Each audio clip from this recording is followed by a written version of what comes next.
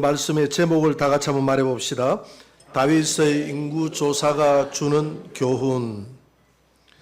오늘 우리가 읽었던 이 사무엘하 24장은 인구조사를 함으로써 다윗이 하나님 앞에 범죄하여 그 범죄의 대가로 인해서 7만 명이나 되는 이스라엘 백성들이 전염병으로 죽었다 하는 그런 내용을 담고 있습니다. 이 내용을 읽으면서 우리가 의문이 가는 부분이 있습니다. 인구조사 한번 하는 것 때문에 7만 명이나 되는 사람들이 저주를 받아서 그렇게 죽어야 할 정도로 다윗이 큰 죄를 하나님 앞에 올려드린 것인가? 그렇다면 오늘 인구조사 하지 않는 나라가 없지 않습니까? 이 모든 나라들이 다 저주받아야 하는가? 왕으로서 전체 인구수를 조사하고 미래의 정책을 구상하고 실행하는 것은 지극히 당연한 일입니다.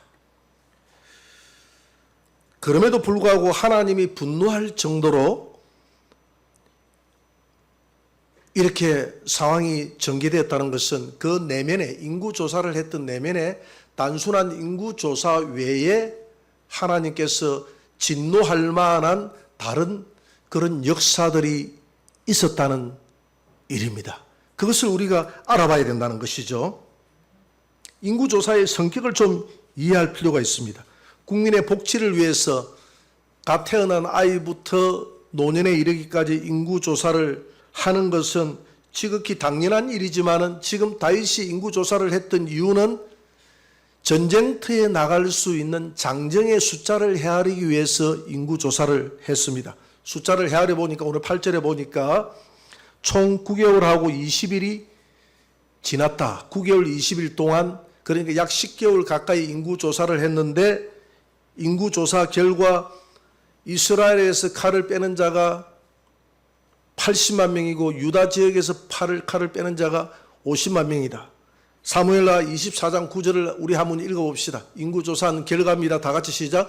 요압이 백성의 수를 왕께 보고하니 곧 이스라엘에서 칼을 빼는 담대한 자가 80만 명이요 유다 사람이 50만 명이었더라. 130만 명 대군이라고 하면 그러니까 현역 군인과 예비역을 합쳐서 130만 명이다라고 하면 오늘 인구 숫자에 비교하면 지금 인구 숫자가 그때 당시보다 한 10배 이상 되거든요. 인구 숫자를 계산하면 굉장히 어마어마한 그런 대병력이다 이 말입니다. 대병력이다. 그런데 하나님은 다윗의 인구조사를 기뻐하지 않는 이유가 있습니다. 하나님은 다윗의 인구조사를 기뻐하지 않고 인구조사를 했던 이것을 지극히 분노했던 이유가 있어요. 다윗이 더 이상 하나님을 의지하지 않겠다는 하나님과의 결별의 표시이기도 합니다. 더 이상 하나님과 의지하지 않겠다. 하나님이 다윗에게 어떤 복을 줬습니까? 양치기에서 왕으로 세웠지 않습니까? 사울에게서 그렇게 죽을 고비를 넘겼음에도 불구하고 다윗을 지켜줬습니다. 이방 나라들하고 전쟁하면 다윗이 백전백승하고 사울이 죽인 자는 천천히요 다윗이 죽인 자는 만만이라고 할 정도로 다윗을 영화롭게 했습니다. 다윗이 이렇게 부강하게 된 것은 자신이 총명해서 자신이 똑똑해서 자신이 지혜로워서 자신이 용맹해서가 아니라 순전히 전적인 하나님의 은혜였다는 것입니다. 우리 믿음의 사람이 전적인 하나님의 은혜를 모르고 우리가 물질을 벌고 돈이 많아지고 또 생활 환경이 나아지고 하면 점점 주님을 의지하지 않고 세상의 물질을 의지하고 세상의 권세와 명예와 환경들을 의지하는 우리의 모습들을 보게 됩니다. 우리가 잘 될수록 다윗처럼 번성해질수록 오직 주님의 능력을 더 의지하는 그런 겸손한 자들이 되기를 주의 이름으로 축원합니다. 그래서 다윗을 역사상 가장 위대한 장수요 왕이라고 생각하다 보니 다윗의 마음속에 교만이 들어가기 시작합니다. 그래 내가 누군데 내가 어떤 왕인데 그러면서 다윗은 내가 가지고 있는 그 군사적인 역량 이 역량으로 세계를 지배할 수 있는 역량이 어느 정도 되는가를 세어보았던 것입니다. 하나님이라는 존재는 더 이상 다윗을 지켜주는 존재가 아니라 그냥 엑스트라처럼 다윗의 필요에 따라서 기도해주고 도와주고 인도해주고 뒤에서 밀어주는 그런 존재로 불과합니다. 다윗에게 있어서 그동안은 주인공은 하나님이었는데 이제는 더 이상 하나님이 아니라 다윗이라는 것입니다. 이런 마음들이 다윗에게만 있는 것이 아니라 이스라엘 백성들에게도 있는 것입니다. 나라가 번성해지니까 우리나라가 국력이 좋잖아요. 국력이 좋고 지금 세계 10대 경제 강국에 들어가고 군사적으로는 5대 강국에 들어가고 한다고 하니까 어떻습니까? 우리가 잘나서 우리가 똑똑해서 한강의 기적을 우리가 이루고 우리 대한민국이 뭐 IQ가 뭐 세계에서 두 번째로 좋고 뭐 제일 똑똑하고 뭐 하면서 이렇게 하면서 우리 자신들을 계속 높입니다. 그런데 우리 대한민국은 전적으로 하나님의 은혜였음을 믿으시기 바랍니다. 이렇게 은혜 속에 교회가 부흥해왔고 이 민족을 쓰시기 위한 하나님의 은혜거든요.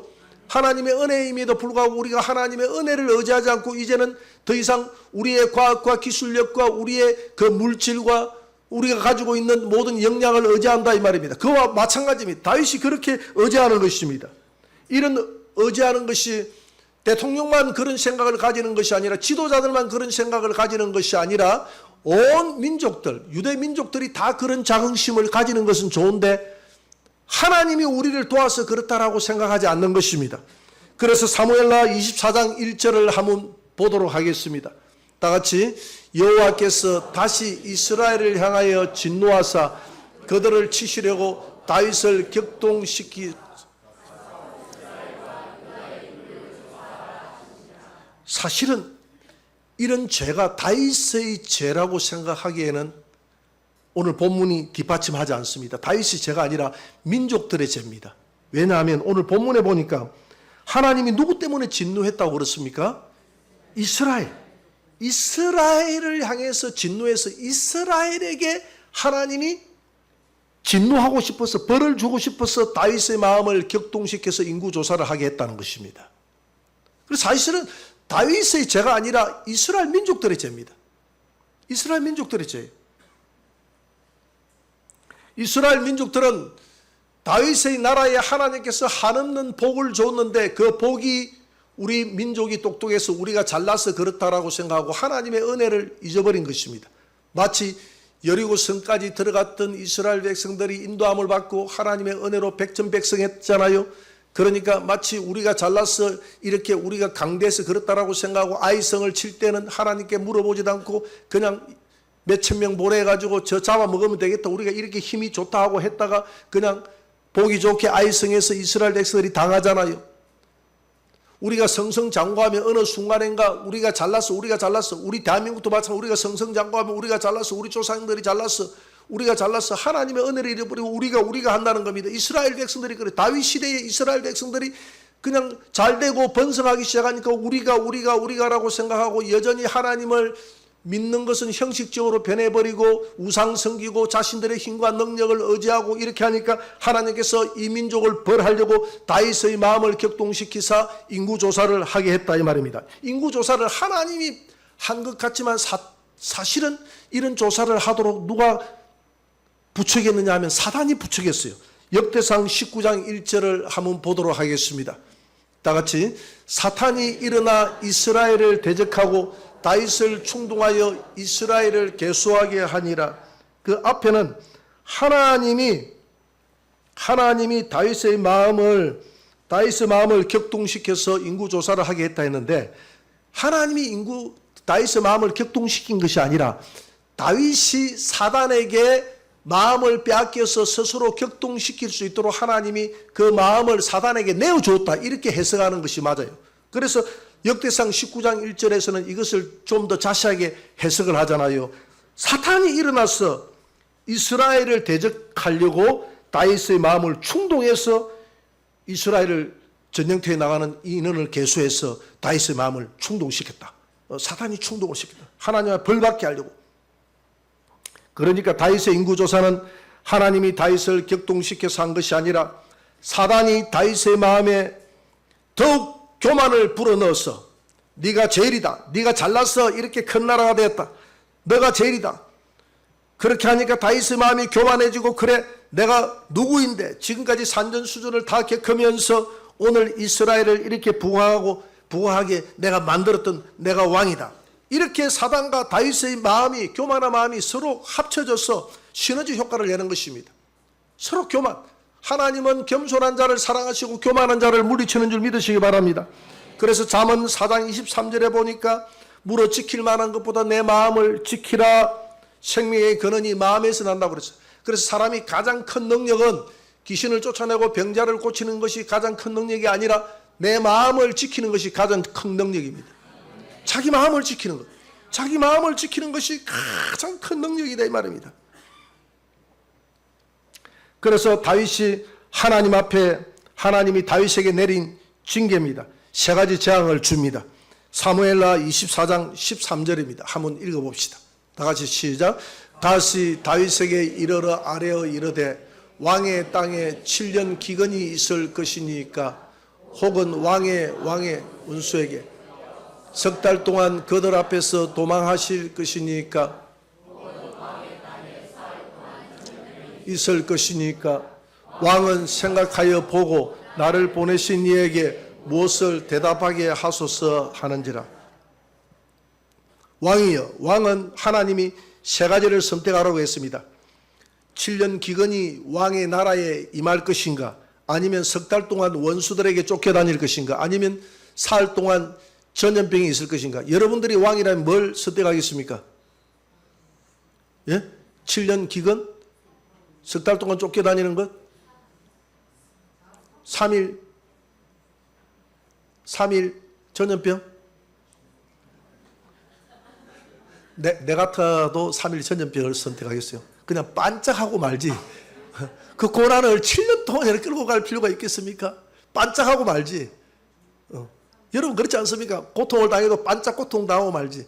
그런 마음이 다윗에게 있는 거예요. 그래서 다윗이 하나님 앞에 이렇게 하겠다 저렇게 하겠다라고 말하지 않고 내가 사람에게 쫓겨다니기를 원치 않습니다. 하나님 앞에 벌 받기를 원합니다. 하나님 차라리 당신이 내게 벌 주죠. 이 사람에게 쫓겨다닌다는 것은 3개월 동안 쫓겨다니는 것이 사람에게 쫓겨다니는 것이요. 사람에게 온갖 수모를 다 당하는 것. 그런데 7년 기근과 3일 전염병은 하나님이 직접적으로 때리는 것이거든요. 그래서 7년 기근이나 3일 전염병이나 둘 중에 하나를 주옵소서 이렇게 이야기하는데 다윗의 마음은 내가 들어가 보지는 않았지만 지금 생각해 보니까 그냥 3일 반짝하고 말지요. 설마 뭐 내 목숨 가져가겠습니까? 뭐 이런 생각으로 설마 전염병 내가 코로나 걸리겠습니까? 뭐 이런 생각으로 3일 좀 반짝하고 맙시다. 이렇게 했는데 이 반짝이 너무 컸어요. 그래서 다윗이 사무엘하 24장 14절 한번 읽어봅니다. 다 같이 다윗이 가드에게 이르되 내가 고통 중에 있도다. 청하건대 여호와께서는 긍휼이 크시니 우리가 여호와의 손에 빠지고 내가 사람의 손에 빠지지 아니하기를 원하노라. 내가 방금 그랬잖아요. 여호와의 손에 빠지는 것은 7년 기근이나 3일 전염병이 여호와의 손에 빠지는 것이고 사람의 손에 빠지는 것은 석 달 동안 사람에게 쫓겨다니는 것인데 사람에게 쫓겨다니기를 원치 않는다 하고 그렇게 이야기했더니 하나님께서 다윗의 마음을 헤아려서 전염병을 허락하십니다. 사무엘하 24장 15절입니다. 24장 15절 다 같이 시작. 이에 여호와께서 그 아침부터 정하신 때까지 전염병을 이스라엘에게 내리시니 단에서부터 브엘세바까지 백성의 죽은 자가 7만 명이라. 여러분 7만 명이면 인구 숫자로 따지면 지금 한 70만 명이 죽었다고 보면 됩니다. 코로나가 2020년 1월부터 시작이 됐더라고요, 보니까. 근데 2024년 공식적으로는 5월 달에 끝이 났다고 이렇게 했습니다. 사실 지금도 뭐 코로나가 있긴 있지만 또 재유행할 가능성이 높다고 이렇게 뉴스에 나오던데, 그렇게 일단 종기를 하는 거 한 4년 정도 이렇게 종기를 했는데, 요 기간 동안 얼마만큼의 사람이 죽었냐면 704만 명의 사람들이 죽었어요. 704만 명의 사람이 죽었습니다. 어마어마한 사람이 죽었죠. 그런데 인구 숫자로 따지면 이스라엘이 한 70만 명이 죽었다고 했지 않습니까? 그럼 704만 명이라는 것은 전 세계 200여 국가가 다 통틀어서 704만 명인데 한 나라에서 70만 명이 죽었다는 것은 지금 코로나로 따지면 10배에서 한 20배 정도의 코로나 때 죽은 것보다 더 하다는 것입니다. 그 정도로 어마어마한 그 숫자가 그냥 죽었다는 겁니다. 그렇게 하나님 앞에 저주를 받았다는 거예요. 단에서부터 브엘세바까지 백성의 죽은 자가 7만 명이다. 7만 명이다. 그때 당시에는 뭐 백신도 없었을 것이고 그냥 걸렸다면 다 죽는 거예요. 오늘 이 사건을 통해서 우리가 하나님을 의지하지 않는 것이 얼마나 큰 죄인가를 알 수 있습니다. 여러분, 우리가 살아가면서 하나님을 의지하지 않는 것, 믿음의 사람들의, 안 믿는 사람이 만약에 그 개수를 했더라면, 이방 나라가 개수를 했더라면 하나님이 진노하지 않았을 거예요. 근데 믿음의 나라가 하나님을 의지하지 않기 때문에 진노한 거예요. 이게 뭘 의미하냐면, 믿음의 사람이 환경이 좋아지고 재물이 많아지고 권력과 명예가 내게 주어지면 점점 하나님을 의지하지 않고 예수를 의지하지 않고 내 힘과 수단과 방법과 능력을 본다 이 말입니다. 이것이 오늘 하나님 앞에 죄라는 것을 우리에게 알려줍니다. 이걸 싫어한다는 거예요. 여러분, 우리가 잘 되고 우리가 더 풍족해질수록 우리 예수님을 더 의지하시기 바랍니다. 주님께서 그걸 기뻐하는 거예요. 더 의지하는 것을 기뻐하는 거예요.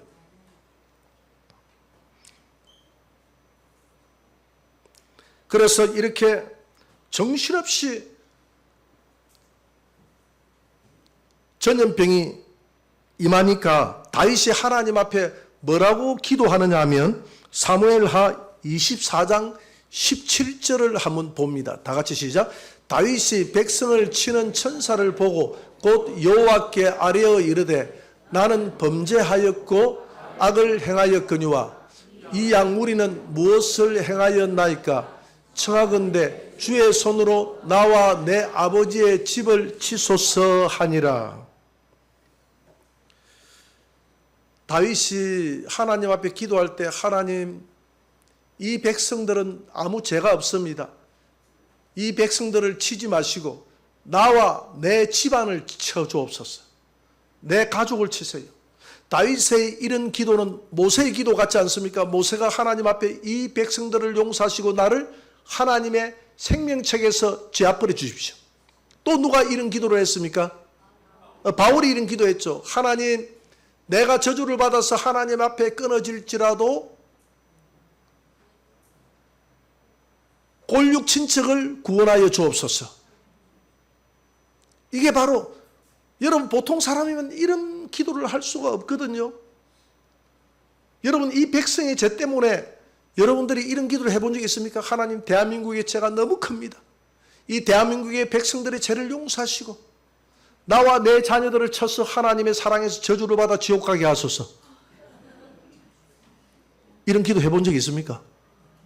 지금 다윗은 그런 기도, 모세도 그런 기도를 하고, 이런 기도는 그냥 제정신 가지고 할 수 있는 기도가 아닙니다.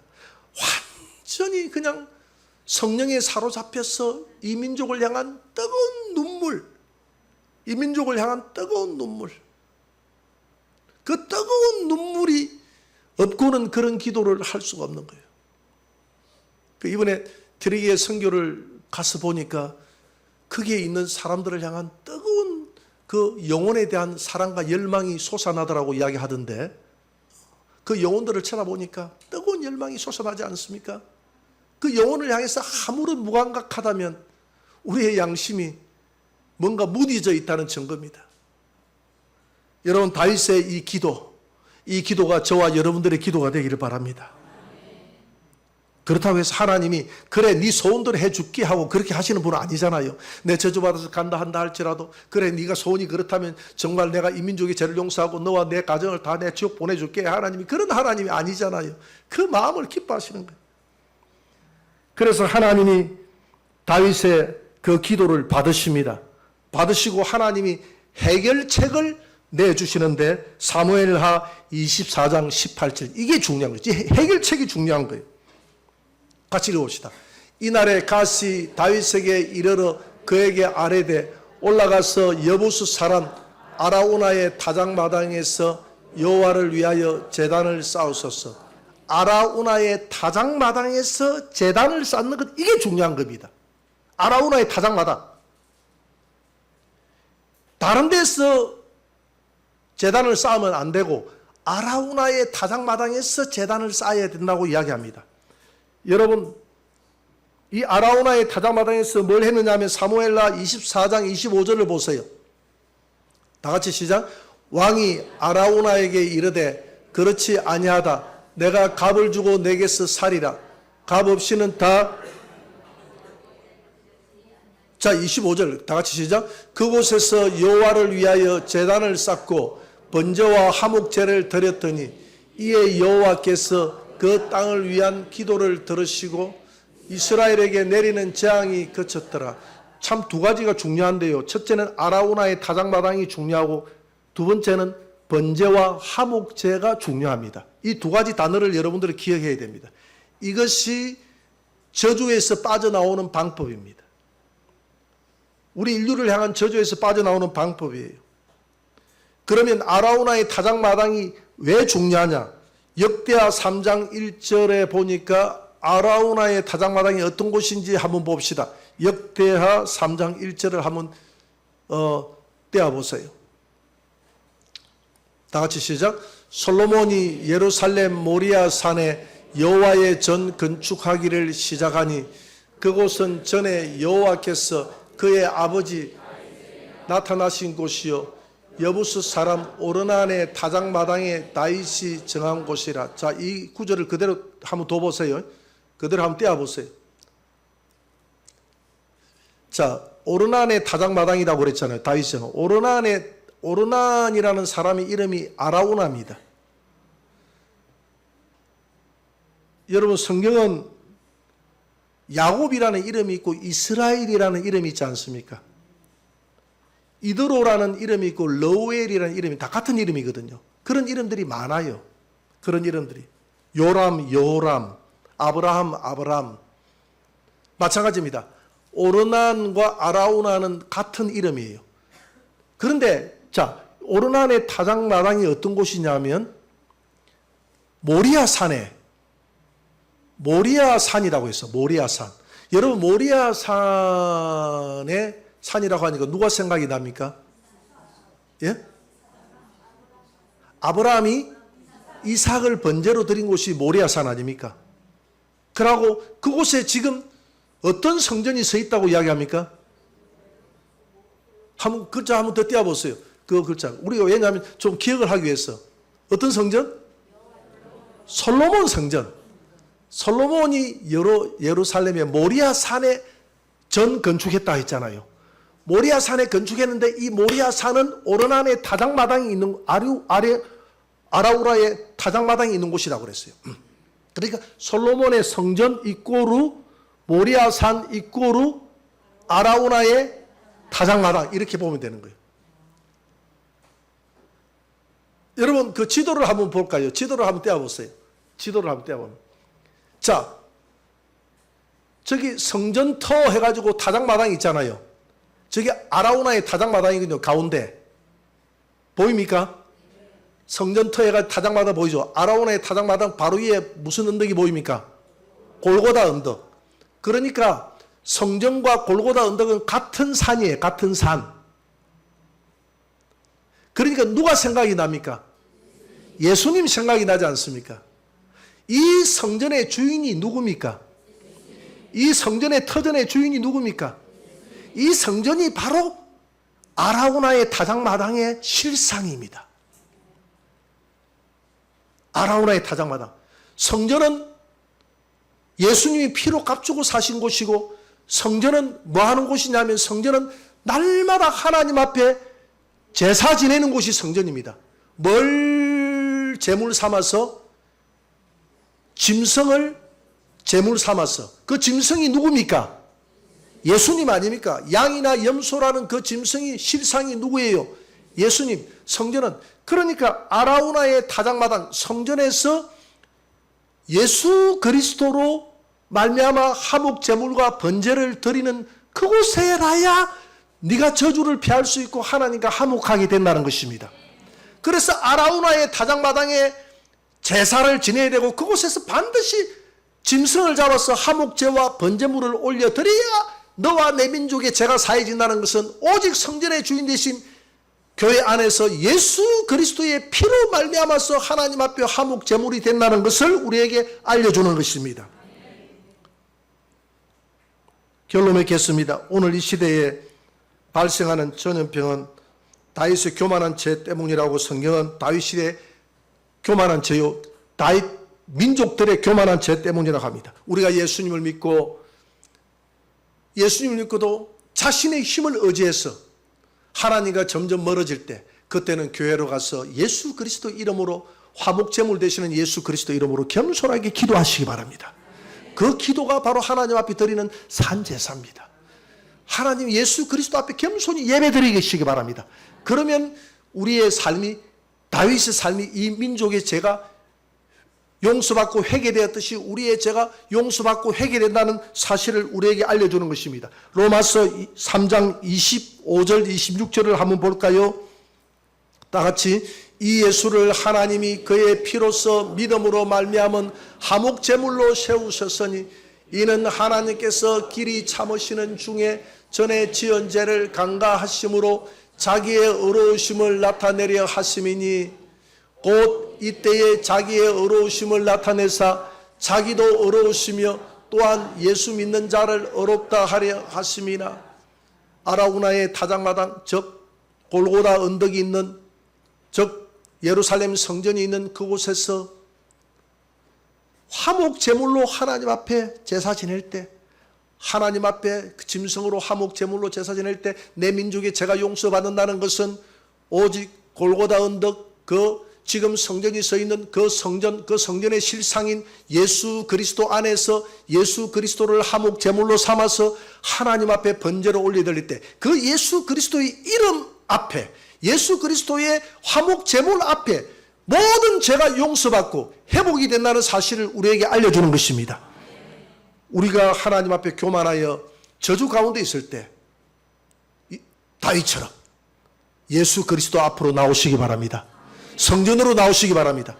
예수 그리스도 앞에 나와서 예수 그리스도의 이름으로 하나님 앞에 화목제물을 드리시기 바랍니다. 그리하면 하나님께서 우리와 저와 여러분들의 죄를 용서하시고 다시 회복해 되는 그런 은혜가 우리에게 있을 줄 믿습니다.